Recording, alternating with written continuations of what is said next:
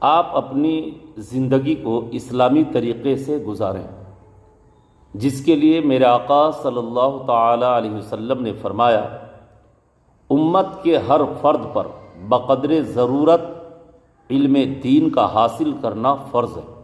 علم دین سیکھنا، علم دین سکھانا فرض ہے۔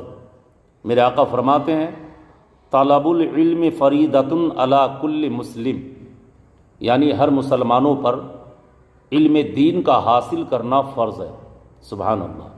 میرے آقا علیہ الصلاۃ والتسلیم فرماتے ہیں علم دین کا حاصل کرنا فرض ہے، جس عالم میں ہو، جیسے بھی ہو نا، آپ اپنے بچوں کو بھی پڑھاؤ، آپ بھی پڑھو، دینی ماحول گھروں میں پیدا کرو نا، تاکہ بلائیں مصیبتیں آپ سے دور ہو جائیں۔ سبحان اللہ۔ جتنی بھی پریشانی ہو جھیل لیں، غربت ہو، مفلسی ہو، پریشانی کچھ بھی ہونا، اپنے بچوں کو دین سکھاؤ، دین پڑھاؤ۔ اس لیے میرے آقا ایک موقع پہ فرماتے ہیں اطلب العلم ولو بالسین،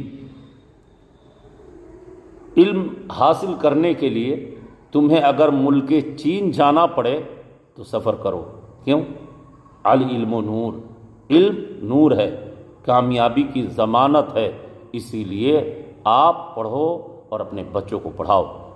اس لیے اسلام کی بنیاد ہی جو ہے پڑھنے اور پڑھانے سے ہے۔ سبحان